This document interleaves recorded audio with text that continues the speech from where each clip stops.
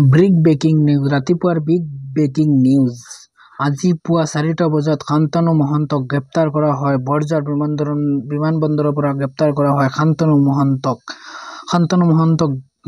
কটকটীয়া নিৰাপত্তাৰ মাজেৰে বুলেট প্ৰুফ বাহনেৰে পুনে লৈ যোৱা হৈছে CIDৰ কাৰ্যালয়লৈ আৰু জুবিনদাৰ মেনেজাৰ সিদ্ধাৰ্থ শৰ্মাকো আটক কৰা হৈছে, এৰেষ্ট কৰা হৈছে।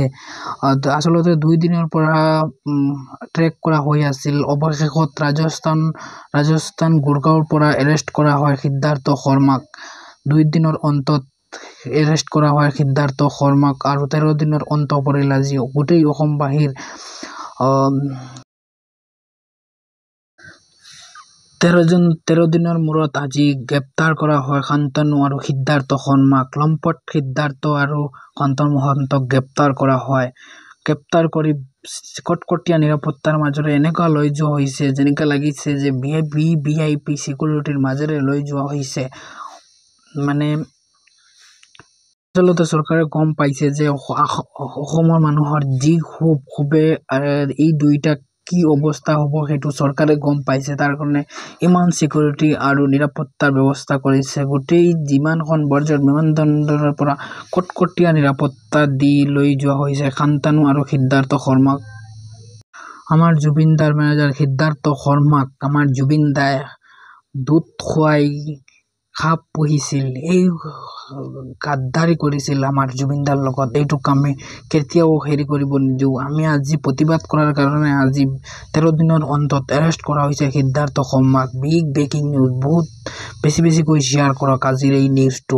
গোটেই অসমবাসীয়ে জানক যে লম্পট সিদ্ধাৰ্থ শৰ্মা আৰু শান্তনু মহন্তক গ্ৰেপ্তাৰ কৰা হৈছে। 13 দিনৰ আজি অন্ত পৰিল। 13 দিনৰ মূৰত শান্তনু আৰু সিদ্ধাৰ্থক অৱশেষত গ্ৰেপ্তাৰ কৰা হ'ল। এতিয়া আমি ন্যায় পাম নে নেপাম সেইটো সম্পূৰ্ণ চৰকাৰৰ ওপৰত। আমি ন্যায় পাবই লাগিব।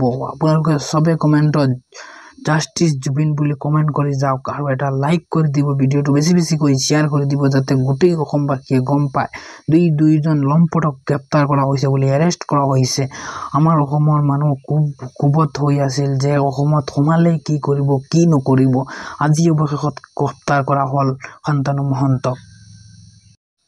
আচলতে আমাৰ অসম চৰকাৰে 2 দিনৰ সময়সীমা বান্ধি দিছিল। যদি সিহঁতে আত্মসমৰ্পণ নকৰে তেতিয়াহ'লে তাৰ পৰা ধৰি লৈ অনা হ'ব। তাৰ পিছতো সিদ্ধাৰ্থ শৰ্মাই বহুত পলাই সাৰি যাব বিচাৰিছিল।